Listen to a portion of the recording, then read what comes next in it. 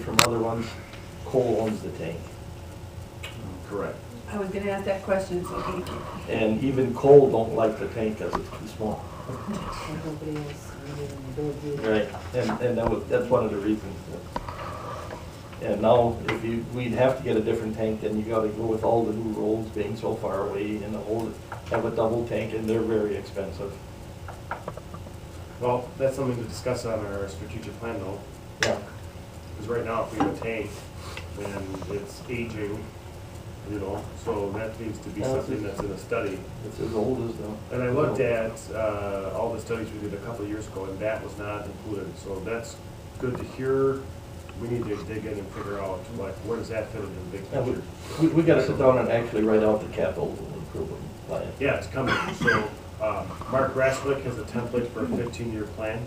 He's Yeah, that's taking where I all don't the, like to go. he's taking all the Roofs, resources yeah. that we provided. We had multiple studies done during the referendum by outside resources. Mhm. So he's taking that information and putting it into one. And then it's our job to come back as a buildings and grounds committee and then the board to scrub that, to do some realignment. There's been so many awesome updates that came from the referendum. So it's pretty exciting to be able to look at a list that was like this and to know that it's down to that. That right there is still intimidating. But Okay? it's not still a big overwhelming. deal, but It's not not- like it was. It's not So- overwhelming. So that's coming. So I received an email last week because I had an inquiry that we should be looking for at the beginning of New Year's, starting to see those resources. And it matters to me because that is one of the key performance indicators that we've said you should have for us as a board, and we're waiting for that template stock, so we're gonna get a big red mark and something that we say matters, so we definitely need that. But we have some really good starter resources, but let's use the software that he's gonna share with us. So any questions on this resolution for the fuel bid? Dick? Aye. Aye. Aye. Aye. Aye. Aye. Motion carried 7-0.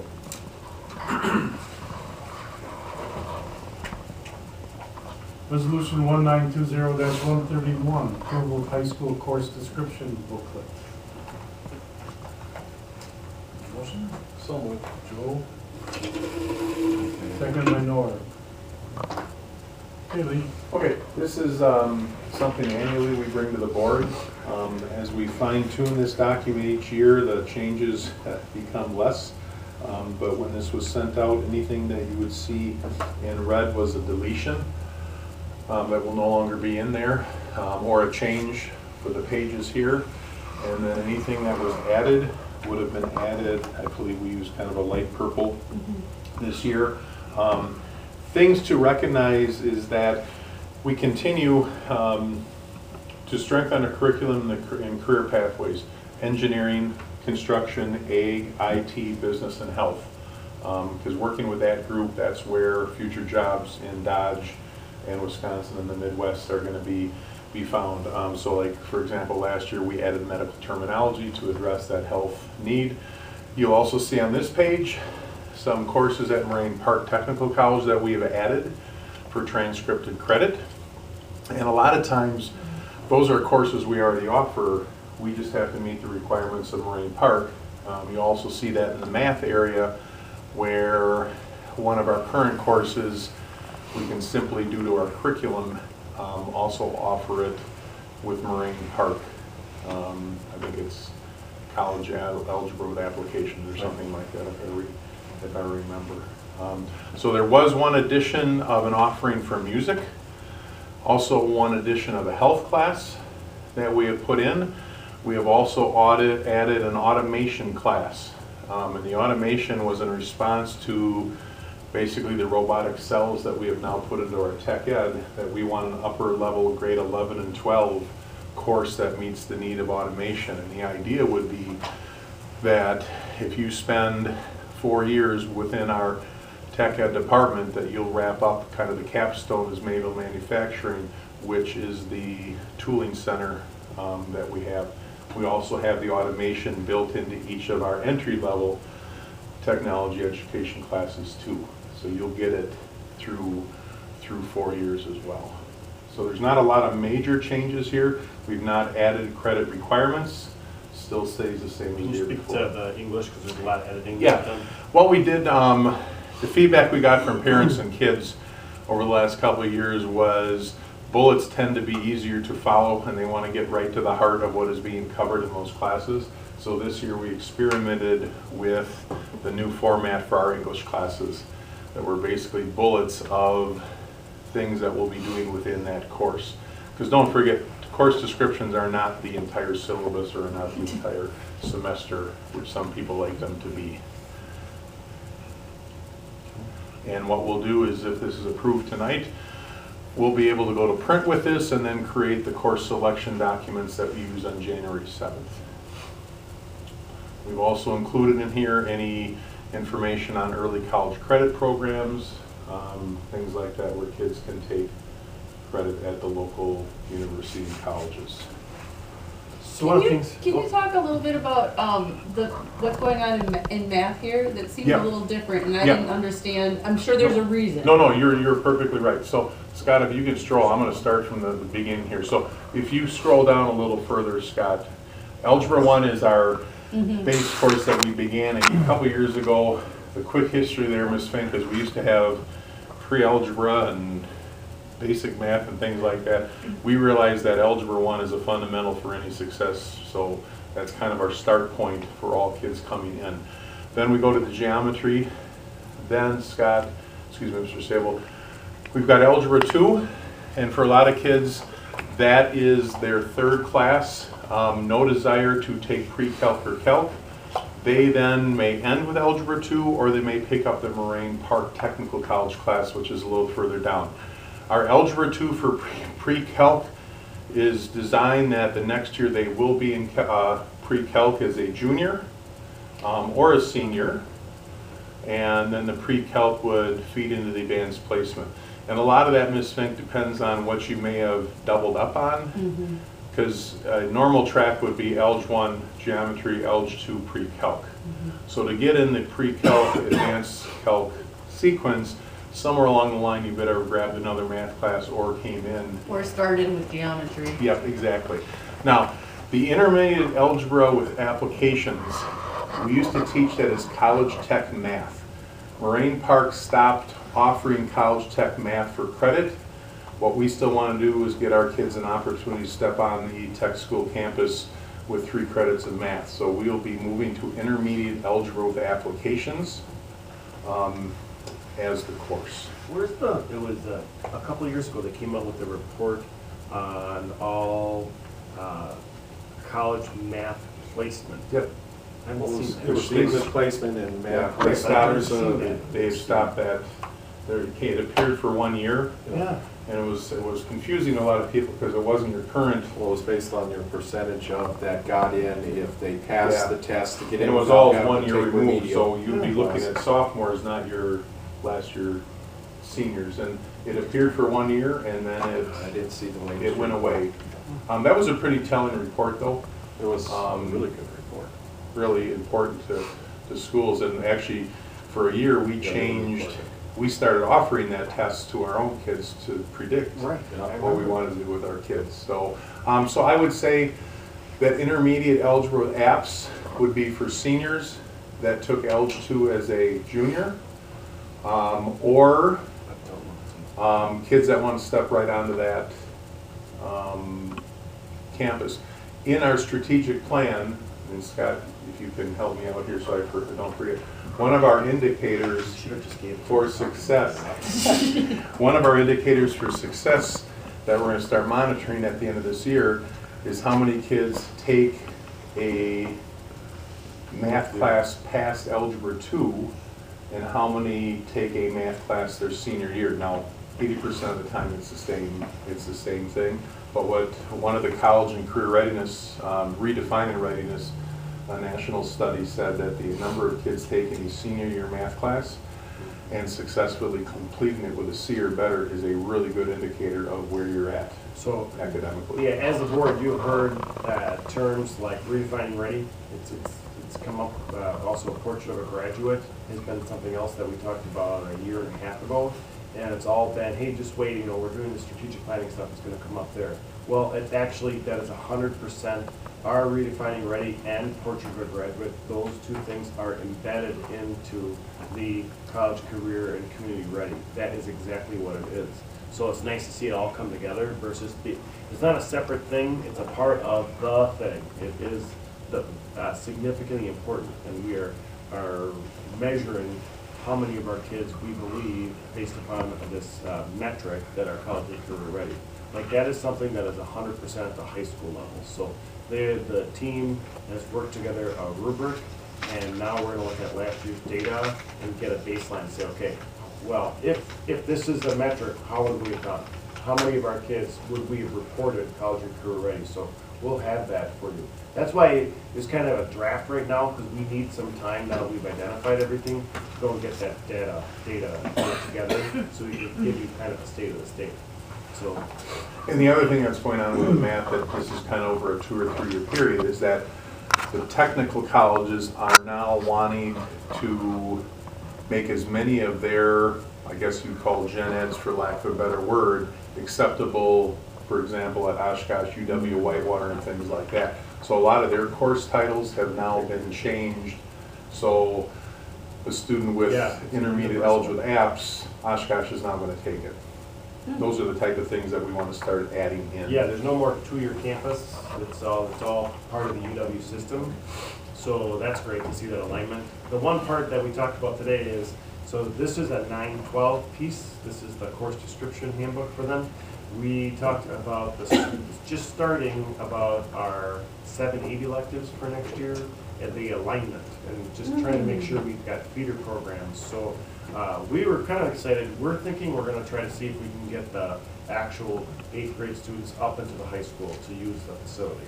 So, I mean, there's a little bit of kinks to work out when they're traveling between buildings, but that was our idea. And we kind of, we're doing the same thing, like, yeah, let's try to get that done. So to get them to expose to the high school skills and sequence type of courses, like an ag course, business course, and how can we do that without increasing a lot of staff to go along with it? So we're going to try to get credit. That's one of those things that is driving that, and I'm going to go way out in left field and then I'll come back, is that Perkins funding, which is one of the federal funds that we get for CTE, career technical education type in courses, is that Perkins 5, when it renews, will include 6-8 pathways as well. So really, we're now not going to be forced, but gladly welcome the opportunity to develop 7-12, 6-12 career pathways. But it's not only about 9-12, is that what you take in 6-8 matters as well. Which is good for the Well, you want to seize kids when they have interest in things too. You know, sometimes if you have to wait until high school for exposure, you missed a window. Yeah, and that's why you will see probably 20% of our kids, unfortunately, will not be a concentrator. And when that's another term you can start hearing the next year, is that we're going to start defining concentrators that if you've taken 3 courses in ag, business, IT, tech ed, engineering, construction, things like that, you're considered a career concentrator. The state and the feds now monitor that. There's so the more you can get in level a of reporting pathway, that's occurring now. It's overwhelming. So we're starting to set up a data team to really look at our Skyward system and how it's getting fed into the state reports that are also the federal level reports. So this is all very, very new to us, and it's like I said, it's overwhelming. But we just need time. So and it's good stuff. It's really where we want to be. And the good news is like, hey, we're on it. That's the other part. Like we're not behind yet. We're right at the right time working on all of this. So I see like in this music and film is purple. It's a new course, but it's not a new staffing decision. No, and we have the agreement that we're very conscious of budget compared to what we offer, and Scott and I and our teams that we work with, Ron Beery many years ago started the term fiscally neutral when we look at things, is that JD and Mr. Dobratz both have the ability to add in courses without increasing staffing costs. And it gives a lot of more opportunities for kids. The same thing with the health class in Phi-Ed. We can absorb that if enough kids want to take it without causing staff to increase. Can we talk about the health class? Yes. First of all, I'm curious, like, where and why this is added in there, and then I probably have some other questions. Yeah, where this was put in, it was requested by the physical education department to bring in a freshman year health class. Because right now, the 7-8 is required. So when you leave middle school, you're required to have It's our choice. That It's it's a an 8th semester. grade. You have to have health by the time you leave the high school. You need to have health before you come into the high school. And we teach it at the middle school level. What we are finding is that is a very predictable, basic health class that you would find in most middle school, very age appropriate. The feedback we're getting from a lot of kids as they get older in high school, if they're looking for an elective more on the health side about nutrition, careers, the substance abuse, certainly the emotional and mental health. Sig Schechter and that Sarah Persha, that's kind of a passion of theirs, working with kids, and they wanted to give an opportunity to teach that. The sex ed, AIDS, education lessons, things like that on the best abstinent sex education programs, that will be determined once we put a committee together on how best that is taught. Because we also teach human biology, we also teach food and nutrition through Mr. Kramer. So what I asked the department to do is give me an overview of what your description would be, and then we will put the targets and what we're going to teach into it. This is not the core education program for that. We have that already in middle school. That's a universal, very age appropriate. So this is just a general, deeper mental health, nutrition. When we look at our wellness policy and what we would like to do as far as mindfulness and just overall wellness, that's where this is coming from. So to see that in there, I really think it's just about, like, they are now older, probably have a higher level, more mature conversation about it. And that's why it was one, it does not fit into the freshman year. Our poor freshmen are so packed solid that we even moved quiet into the summer. We've allowed them to wait on social studies till later. So I made the decision that it really does not have a place in that freshman, sophomore year. Junior and senior year, where kids' schedules free up a little more, and the topics, what they really want to try to address is juniors and seniors that are now living a year later independently or off to school. So it sounds, based on what you just said, it sounds like it's sort of up in the air as to how much, like, will this or will this not use the choosing the best abstinence-based sex education program? What they put that in there, and it was kind of designed, was to find what is the agreed upon of what we will teach.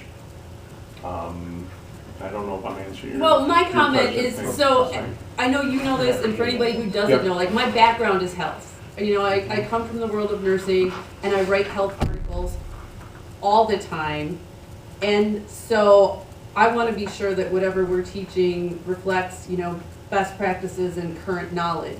And I understand that sex ed is a touchy topic in a lot of places, but I also know that the science shows that abstinence-based sex education programs are not as efficient. Yeah. And then I know that there's school funding issues, and that Yeah. it becomes a political topic. So No, and I agree, because we had that discussion, and boy, we could spend a whole Yeah. night on this, is that when you throw the word only in, sometimes those when you I have noticed that only's not in there. exactly, because when you put the word only, the stats do show it's not as effective as it could be.